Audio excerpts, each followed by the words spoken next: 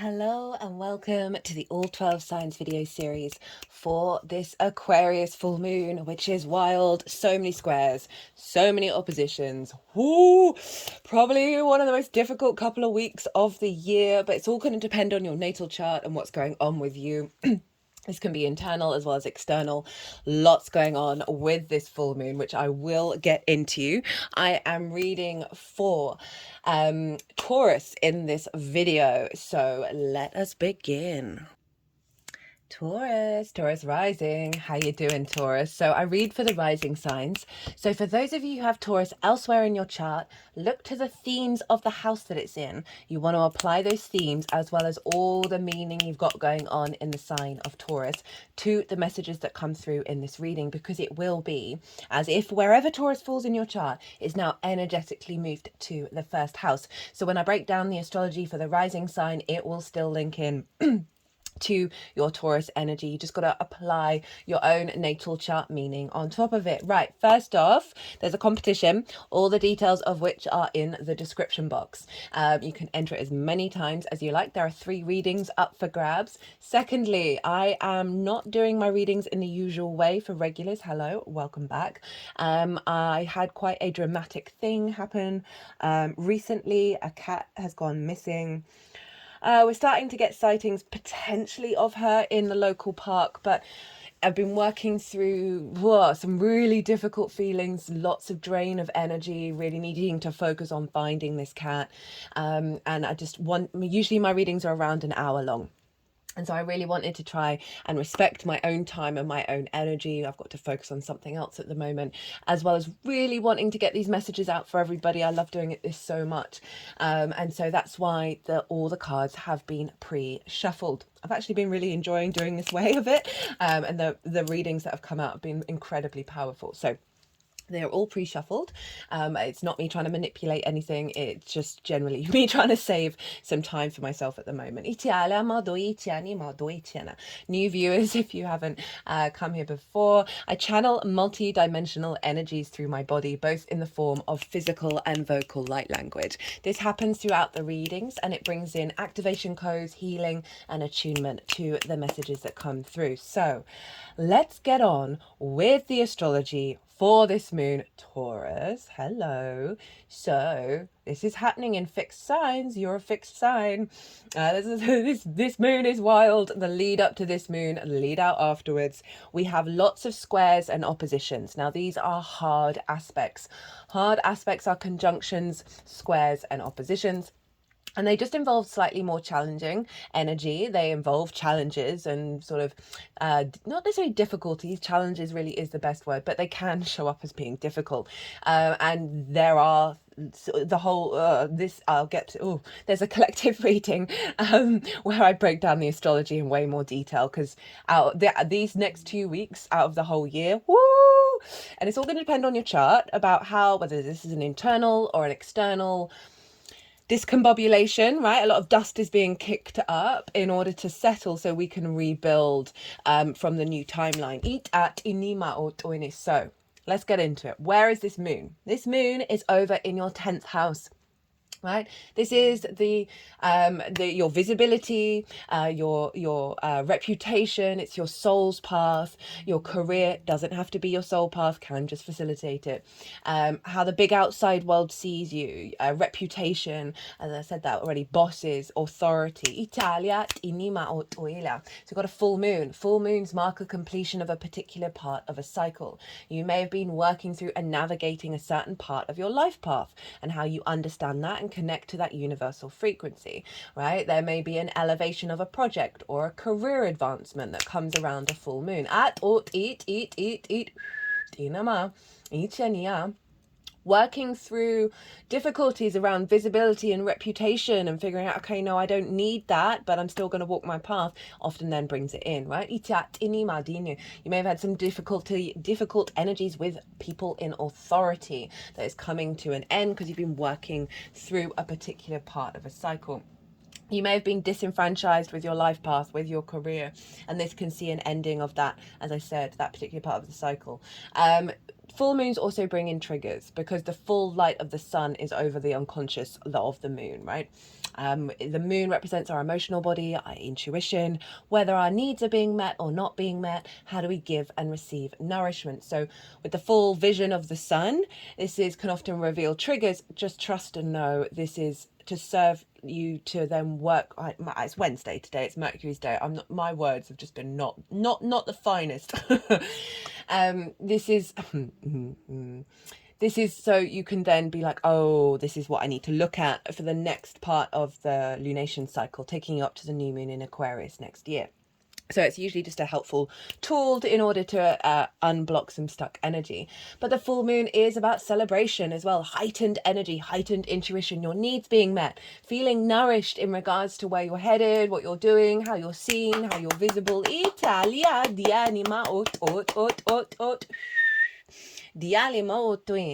Now the sun is over in the sign of Leo, and this is, in your 4th house of your roots and your foundations, your ancestors, both blood and soul lineage, the roof over your head, your parental figures, and your private life. I like to envisage a tree in the natal chart, right? The root system stems from the 4th, its core is at the 4th. The 10th house is where the leaves are striving towards the sun, because that's where the sun was at the peak of its arc on the day that you were born. So heightened visibility, heightened illumination, life giver, expansion. And then we have the self and the other, right? Of the tree, of the branches that grow to the side, that give us the capacity to get bigger and bigger and bigger when we have healthy relationships between ourselves and the other. So the sun over in the 4th of your foundational space, your root system. Often we get clues where with a full moon of coming from where the sun is, because the sun is providing the illumination of the work and the journey that you've done over in where the moon is. And so this is from the 4th, right? So there's a stronger amplification of the nutrients in your root system, of an awareness of perhaps a wound that comes to light from the ancestors that have blocked your soul's path, or from your parental figures. You finding more vitality and clarity when you're at home. You may get divine inspiration come in about the next stage. You may be spending time at home because you're celebrating a milestone in your career and you're having a party or something, that you're just feeling really vibrant in that home life because things are going well in the career space. It is the midpoint of the Mercury retrograde. There's so much astrology. It's all linked. It's wild. So this is when we get clues, downloads, activations around whatever issues or problems or situations that need more illumination, right? When the sun and Mercury come into conjunction for the next part of the retrograde cycle. I've done a Mercury retrograde series, go check it out, because this lunation cycle is obviously very much in alignment with that. So you can often get some clues coming through from your home life when you're at home, when you're in your private space around this full moon. That's like, oh, I feel very stable. I feel strong. I feel like my roots are good. I may not know all the answers of the life path, but you're like the strength of those root systems. Italia dienia. You're feeling like the nutrients that are being fed into your root system that's allowing you your perspective, right? That Aquarian mindset to expand even further of possibilities that may have been blocked from your sight as you then move into the new framework. Now, what else is going on? Uranus is in your sign, Taurus, squaring by degree, nearly by minute, both the sun and the moon. What? In your sign. Okay, so it's been in your sign for a while. This is you getting confident and comfortable being your unique self, walking your unique path, being the embodiment of that. Uranus can mark sudden changes. It's very catalytic in nature. Eureka moments, also situations suddenly disappearing, new energy coming through. It's squaring It's squaring the sun and the moon. So, as I said earlier, squares and oppositions, hard aspects. Oppositions ruled by Saturn. And so this is where we can feel very disconnected by the two celestial bodies that are either side of the same coin. A sense of limitation, restriction, isolation, impinging authority from one side to the other. This is when it's not in balance, right? But when it is in balance, Saturn's about integrity, commitment, and legacy. inia. Now a square ruled by Mars. So conflict, drama, frustration, winning at all costs. The god of war, butting heads. The flip side, and I love this side of Mars, it's my favorite, is the builder. Is your motivation, your drive, your action, your passion, your stimulation to get up and go and take action. Squares are where we see things come into manifestation in the 3D, right? When we are committed to putting things into action. Eat, eat, eat, eat. And you have this with yourself, your sense of self, your embodiment, the lens in which you navigate the cosmic waters. So Uranus is the path clearer, the breaker of chains, wants you to walk your path, is going to be bringing a lot of activations around, one, your understanding of self, two, your embodiment of self, three, whether you need validation in the walk that you walk. Italia Diania. That's going to help clear some blocked energy around that life purpose, career, visibility, reputation, as well as you're going to be able to be more in alignment with your soul's path through your embodiment of self. That's going to be activating and strengthening the download that you're getting with this moon. Not only that, Pallas, Athena, and asteroid is over in the sign of Scorpio. So bam, bam, bam, bam, we have all four fixed signs being activated. Taurus rising or any fixed rising sign, this is activating 1st, 4th, 7th, and 10th. These are angular houses. They are the pivot points, the foundational cross of your natal chart. When we have transits here, this is kind of a big deal. And so we've got all the fixed signs being activated. Pallas, Athena over in your 7th house of the one-to-one important relationships in your life, business partner, clients, therapist, near and dear friends, more long-term committed romantic relationships, as well as your relationship with source.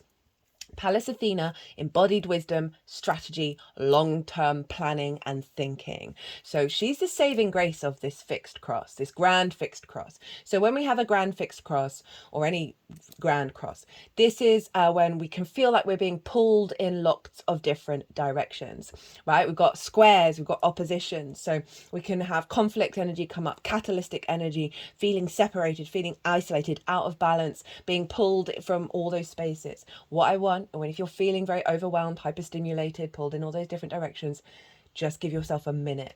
Clear the mind, do some breath work, meditate, whatever it is where you are just back to self, clearing the clutter, clearing the brain, and see what your instincts then kick in and do. See what your intuition then tells you to do about which part of the chart to focus on, because they'll all want your attention, but there's going to be a certain framework in which will best serve you to work with all of that energy. Because if you get in the center, you get to the stillness, you can then turn that thing that's pulling you away in different directions to a generator of energy. So that's the fixed energy.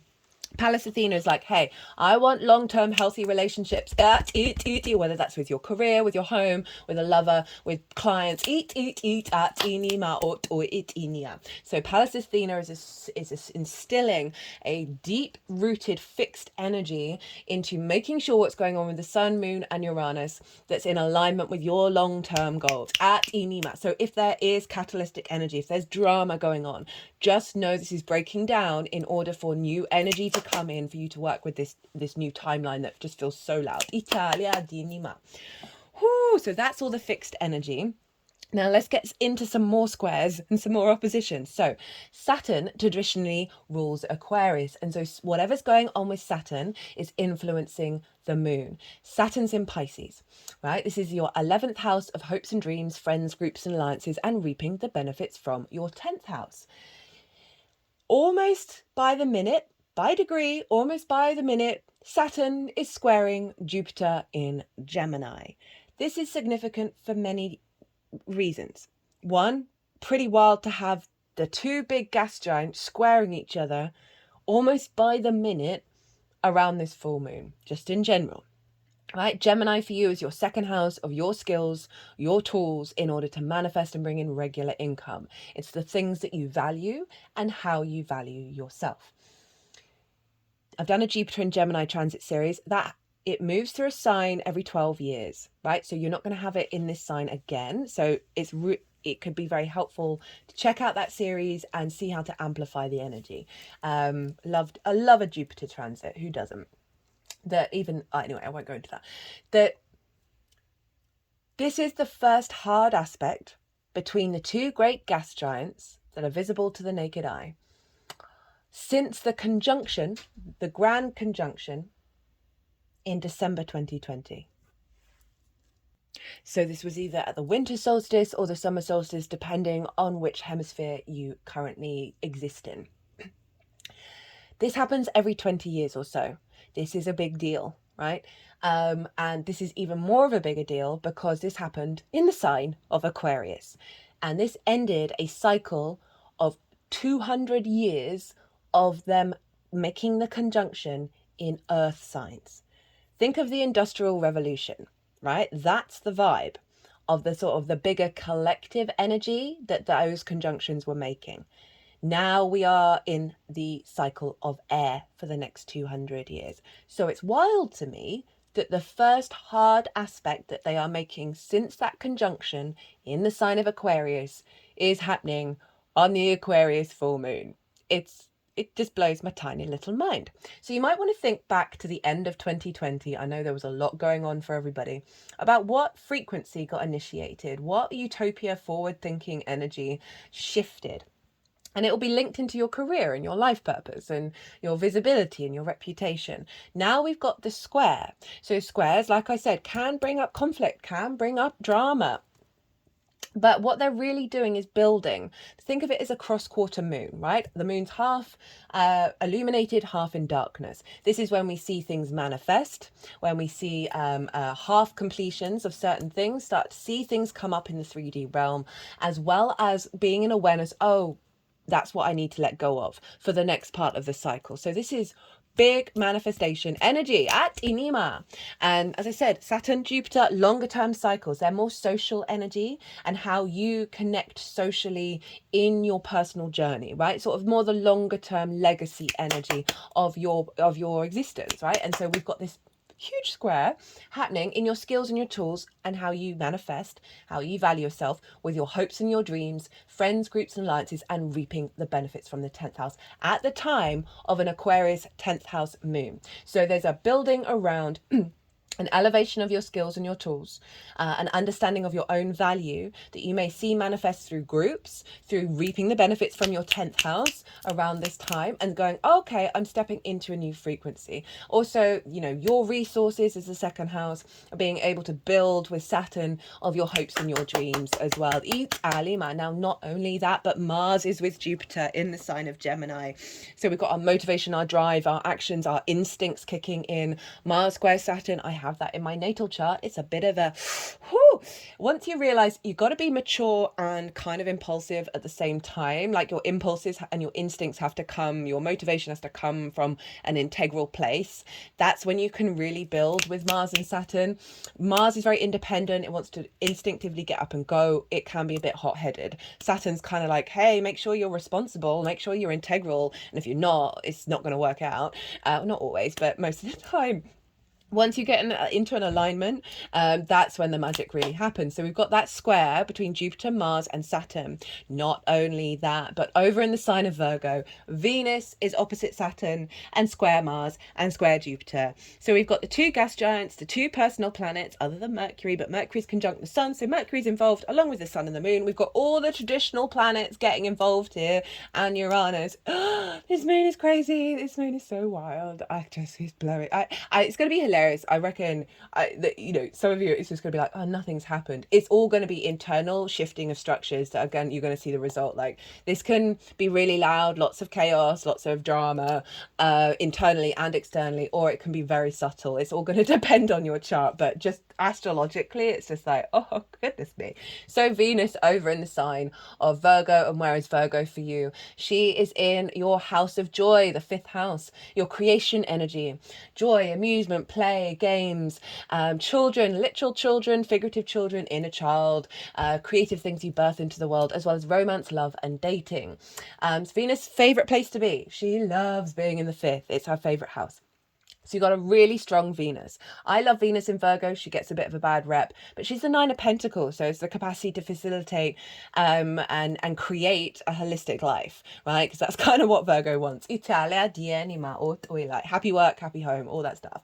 So Venus is opposite Saturn. Now this can be a separation of the two, not combining. So be mindful of that, of perhaps indulgences in too much fun means you're not committed to your hopes and your dreams, you know, not taking things seriously. There may be something around that, but the higher frequency of this opposition is balance, and this is a level of commitment and maturity to your creation energy, to your love, to your joy, to your play, to your games, to the house of joy, right, in alignment with the maturity of Saturn, being able to activate your hopes and dreams with the support from Venus, where you feel good doing it, you enjoy doing it, you enjoy the process. This can be you bringing a lot of creativity and joy to bigger groups because of the next stage of your life purpose, your career, as well as reaping benefits from your 10th that mean you have more joy and more fun in your life. Now, this is Venus is obviously squaring Jupiter and Mars. So she's saying, let's infuse creativity and joy and fun into your skills and tools, into how you value yourself, and really reorientating how you perceive pleasure. If you've got anything over in the sign of Sagittarius, or between late teen, early, well, it could be really wide, right? So it's kind of the midpoint and either side of the midpoint, because they're all kind of at 19, 17 degrees. So it's either side of that. If you've got anything in Sagittarius, you're then activating a grand mutable cross. So similar to the grand fixed cross, where you can feel like you're being pulled in lots of different directions, but what you want to get into the center of it. What I love about the combination of this, of all this mutable squares, all these fixed squares, is this is big change. This is like fixed is stable, it keeps going, it's very loyal, also very stubborn, and can struggle to adapt, can struggle to shift framework. All this mutable energy, really good at that. Really good at that. And so we're really being able to think about the long term while being fluid and adapt at the same time, right, of going with the flow. If you don't have anything around those degrees in Sagittarius, you've got what's formed a T-square. So you have the opposition between Saturn and Venus, and then Jupiter and Mars over in the sign of Gemini, forming a T. The release point of the T is the bottom of the T, is Jupiter and Mars. Get to work on your skills and tools. Get to work on how you manifest, how you value yourself, right? Really follow that vibe. Follow the expansion of that with Mars and Jupiter together, the wisdom and our motivation, right? There's a focal point there that's going to elevate those hopes and dreams and your ability to have fun, because you're getting more in alignment with knowing your own value, and knowing your own value means having fun as well as working really hard. So I've covered the Mercury retrograde midpoint. You're going to get lots of divine inspiration at the home. You've got an illumination in your 10th of your life purpose that is getting you in alignment with yourself and the other for your long-term goals. More creativity and action and abundance around your skills and tools that is going to facilitate your hopes and dreams. Perhaps more people in authority, Saturn, witnessing your actions, good publicity from Jupiter, that is then going to be bringing in more opportunities, more experience around your life purpose and career, more illumination. Italia di animo ottoinia. Okay, so let's get into the tarot. But first, always look to where your sun and your moon are in your natal chart. Look to the houses that they're in and the themes of those houses. Those themes are likely to show up around the full moon, as well as if you want to do intention work with the download that you'll get at the full moon. You can tap into your intuition and see what see what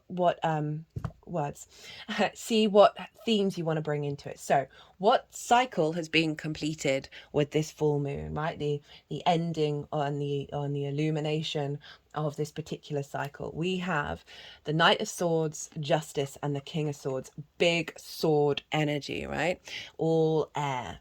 Now, this feels, I always go with the first thing that comes into my head, and this feels like a release around poor impulse control, quick to a fight, quick to rush in, very frenetic energy, right, through the impulse, that isn't serving you, an awareness, an observation, an objectivity, an empathy for understanding these impulses and finding more balance in your life, in your perspective. Italia do itianima. Ishalia dinima dinima dinima. You've got Libra over in your 6th house of work, right? Of how you work itself, physical health routines, right? So the South Node is there, so you've been refining that, which I think has been releasing just some impulses that aren't, as I said, aren't serving you. This is the fastest horse in the tarot, but look at the clouds. They are the same clouds as the Five of Swords. That horse is going to get burnt out really quickly. This figure is like, hasn't quite processed the information and is just making conclusions and jumping to them. For some of you, this is about burnout. This is about not having a balance in your life, as well as certain responses that have diminished your capacity to walk from a place of maturity in regards to your life purpose, your visibility, your reputation, right? Perhaps, someone else is getting what's the word? The praise when you've done most of the work on the project. Italia dienia, and that might see you kick off, right? But the Justice card is bringing things into balance with clarity, observing these responses, refining the way that you work. That is meaning that you're not burning yourself out in the same way. And then we get the King of Swords, which is Aquarius energy. And I love that following the Knight of Swords of a level of maturity and sovereignty within yourself, right? Move from the knight to the king. There are butterflies behind the king's crown, representing it's gone through a transformative process.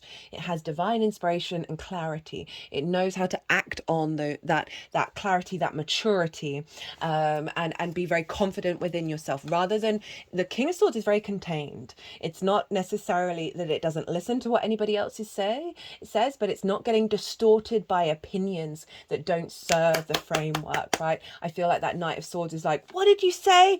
And off into the fray. King of Swords isn't bothered. So there's a real upgrade here that's coming. This cycle is being locked in and completed. Italia dienima ototinia. So more sovereignty, maturity around you understanding that 10th house, right? It's not about what anybody else thinks. It's about how you're channeling, how you're connecting to your unconscious, yourself, and you're taking action from that, from a place of sovereignty. So what is being activated with this moon? So this is the download that we get, that we then work with over the next 6 months leading up to the Aquarius new moon. So the intention of the moon, of how it's going to manifest, what is it? Well, we've got the Fool, the Star, hello Aquarius again, and the Knight of Wands. The Fool is saying, okay, we've leveled up and now we're moving in a new frequency. So this can be the next leg of your journey with your life path. There's visibility going on here because with the sun is at the Fool's back, as in, and there's a lot of illumination. There's a lot of clarity around the Fool. The Fool can be seen. So there's a very heart open Fool. The Fool leads with the chest where the heart chakra is, and Leo rules the heart. So there's something about the blending and the unification of your heart being more open now as you go and explore the world, right? If you explore the next layer of your life purpose, your career, and the Fool has a lot of faith because it's leaping off this cliff. But this is a higher perspective. You see that by the mountain range, that a new reality is turning up for you, a new frequency that you're embodying as you move along your life path, that looking at the world, not from a jaded point of view, there's strength and clarity within yourself, but the Fool is really open. The good, the bad, the beautiful, the ugly, the challenge, the flow, right? It sees life as a wonderful, curious, awe-inspiring energy. And I love that showing up for the 10th, right? Again, it's often linked into Uranus, the Fool card, which is over in your sign of your first house. So there's a real sense of a renewal of self that's opening up this frequency. And then we have the Star, which is doubling down on that. This is the Aquarius energy of hoping and dreaming, of believing. What I'm really getting just from this card is a strengthening of the life path that's unique to you. It's like amplifying that Aquarius energy and the resonance elements of it. This figure is unclothed. She has rid herself of masks. She is as close to her authentic self as possible. And this is the intention of this moon, right? To get you into that space. For some of you, you might be healers, because this figure is all about deep healing. She is healing herself and the world around her. And that very frequency is going out. It's bringing galactic and earth energy together.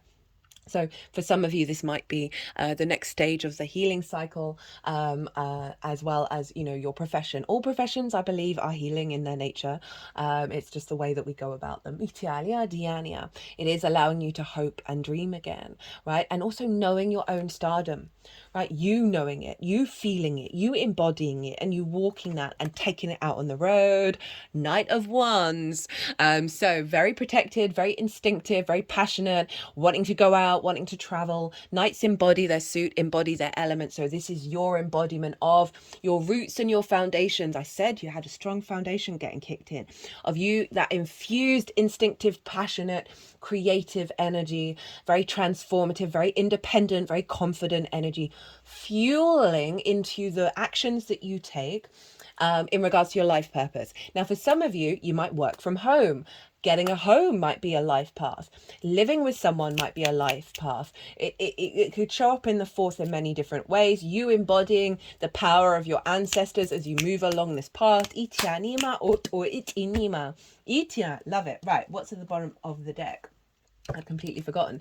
3 of Pentacles, a mastery of self and collaboration. I love the 3 of Pentacles. It was my favorite. Oh, and the sun, hello, underneath. So this figure is so good for a 10th house. This figure said no to being a lawyer, solicitor, doctor, accountant, you know, those kind of traditional professions that family can often want you to go into because they want you to be safe and secure, right? This figure is like, nah, I'm gonna go carve marble for a living. I always think of Michelangelo, who, I can't remember the exact quote, but the way he would chisel marble is he knew there was an essence within it, and all his job was to help peel it away, rather than, oh, I've got this idea of what I'm going to create. He worked with the magic of the marble, the essence and the energy of the marble. They co-created together. At inima or itinia.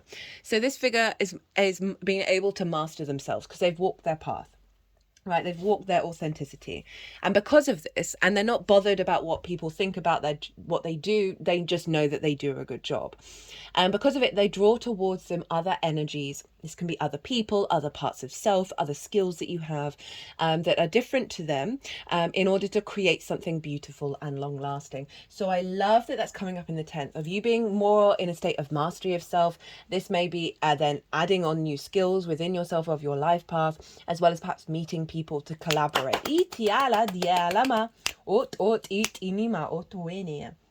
How to amplify and work with this energy.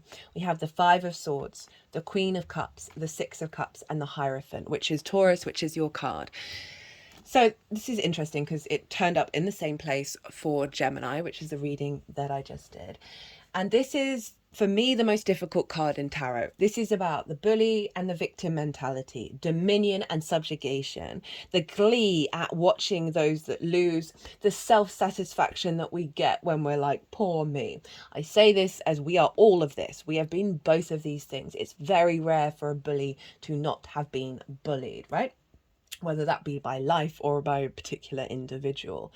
We then recreate those patterns. This is a cycle of domination and subjugation and distortions and conflict. It's conflict of words. This figure has won the 3 of Swords and they have lost their 2 of Swords, which is about balance and inner peace. So this combination of cards is calling you to reflect and nurture yourself with the deepest love, empathy, and compassion. What does this mean to you? When does this show up? Is this you being the bully in your mind? Is this a limiting belief? Is this certain situations that cause this Knight of Swords to kick in? Look, both got the same clouds. No other cards in tarot have these these clouds. It is saying with this big new beginning, and with all those squares and oppositions, These situations are likely to come up, whether internal or external. You know, it could be with work, with the people that you live with, right? Any kind of scenario, because basically the whole chart is being lit up.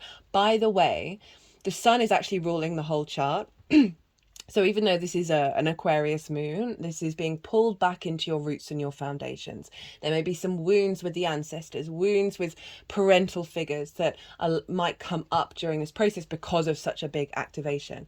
And with the Queen of Cups and the Six of Cups, this is getting you to be really, it's wanting you to do a deep dive within your emotional body around that Five of Swords. The Queen of Cups, she can see into the future, but she is not in fear. She can see far and wide. In fact, she's so serene in the present moment, she's turning into her environment. So the yin energy of the cultivation, the nurturing, the nourishment, the real depth and strategy that the Queen of Cups is kicking in. You know, we think of Pallas Athena, of, you know, often transits in the seventh can be activations from source, but this is really saying soften, be really gentle and kind and loving to your emotional body, because the Six of Cups is reflection on the past, right? And finding the abundance, finding the flowers in it rather than the grief. It's the biggest house in tarot, right? Safety and security. This cultivation, this sense of tap in, do some ritual work around releasing of the emotional body, self-soothing, maybe listening to ocean sounds, but whatever it is of you. When this comes up, I want you to automatically step into this Queen of Cups, because she's so caring, she's so loving, very intuitive, very psychic. This is helping you activate and strengthen your psychic abilities in order for you to walk this path without trying to control it. These are very independent energies. And so this is really calling you to, rather than see the grief of the Five of Cups, to step into that Six of Cups and help release any lingering Five of Swords energy within you. And then we have yourself. You've got the Taurus card. Let's just stick with the Hierophant first. This is about the inner wisdom. Through your journey, you have uncovered a level of inner wisdom within yourself. The Hierophant is the Pope. This is the embodied wisdom of being the mouthpiece of God, right? We all are in our own individual ways. Because we are obviously all the divine, right?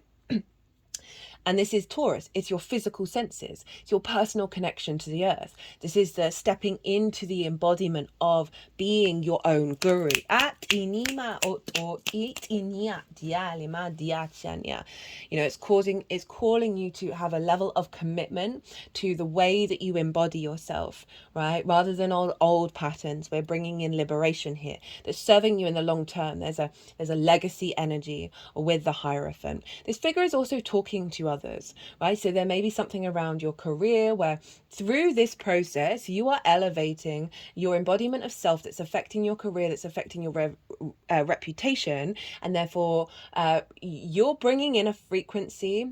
It can be in any area of work where people are willing to listen, where people are wanting to step and to step into your world. And to amplify is to really focus on what are your core principles, what are you, and try and walk your talk just a bit more. And this is also you saying, I'm committed to myself. I'm committed to not swallowing poison anymore. Right, you got 2 oracle cards. Metox, repairing the body, mind and spirit. Horn cactus, resourcefulness. I don't think I've had the Metox card. There's a couple of cards in here that I haven't had in personal readings or on any of these readings, and I use this deck quite a lot, so it's always interesting when these ones come out. You can't make it up. Eliminating toxic thinking, repairing the body, mind, spirit, cleaning house. When the Metox card appears, it challenges you to discard the deep, dearly held judgments that you have passed over yourself and others. Release the people who you feel wronged or offended you. Recognize that they mirror the shadow aspects of your own soul. Yes, it's a tough pill to swallow. Only then can you cull from your life the toxic people you have allowed into your inner circle. It's time for a cleaning of your proverbial house. Get rid of the thoughts and personal judgments poisoning your mind. I love it when that happens. Eliminate the inauthentic beliefs of others you've adopted as your own. Do so before your mind makes you sick, and empty your literal cupboard of the unhealthy junk food poisoning your body. Fast for one day or skip a meal to allow your body to cleanse itself and rid itself of toxins. Metox appears as a warning that you can no longer postpone the self-care and pampering you long for. The time is now. Do healthy maintenance on your body. This is also very Venus in Virgo. Like Taurus, you know, you got your favorite meal. Virgo's kind of like, are there enough antioxidants in there? Is there enough sort of various different herbs and spices, right? Virgo's like, make sure your gut's healthy as well. Italia, not just the comfort food. Italia di anima. The time is now. Do healthy maintenance on your body before you have to make repairs that you will never quite recover from. I love this deck so much. I love this book. I love it so much, but almost every card has something like, if you don't do this now, all will end. And it's like, nah, probably not. Let's be real. I don't like the drama of and the pressure of forcing people like, oh, the anxiety that it is quite anxiety inducing. Metox has come to caution you that it's not too late, but you are at the 11th hour. Do not deprive yourself of the health you deserve. You're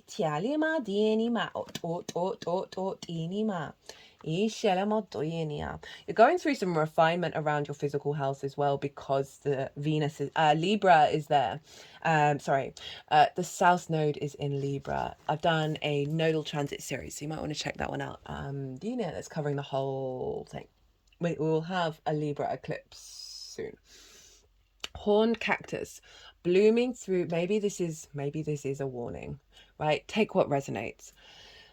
We're gonna have a Libra eclipse. That's a new moon in the sign of Libra. So the sun is going to be hidden. I can't quite remember whether it's full or not. That the sun is our vitality. So there may be something that happens around that eclipse that this is a warning for some of you.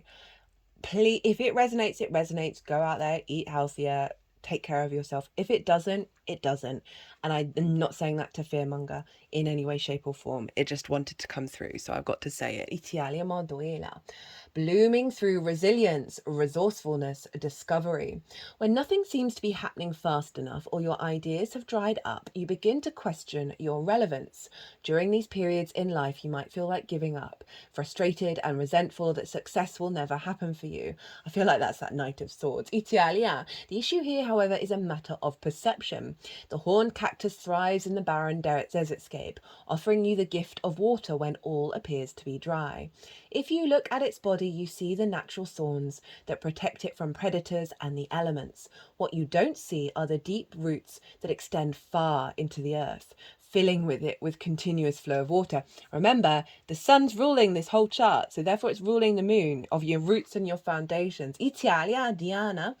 This succulent is a symbol of resilience, of resourcefulness, of your needs being met in spite of appearances to the contrary.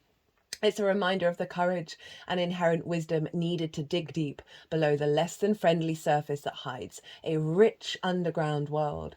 Can you connect to this magical truth and trust? The desert is a mystical place filled with mysterious creatures, beautifully adapted to their environment. The horned cactus tells you to take heart. This journey is only temporary, and you will soon be met with greener pastures. But first you must acknowledge your inner strength and fortitude as you're tested here. Be as the cactus, resilient and resourceful. Itiala, dialima otoinia. Yeah, I had a feeling it kind of wanted to be half and half. That you're coming out of the desert, but you've learned so much from that resourcefulness that you're taking it with you, of being able to have an awareness of things that aren't seen, right? That aren't so obvious. You know, that's vast underground in the root system, of seeing things, seeing the beauty in them, and seeing the capacity to work with those energies rather than give up. Well, Taurus, what a reading. If this resonated, it would bring me great joy and obviously help the algorithm if you hit that like button.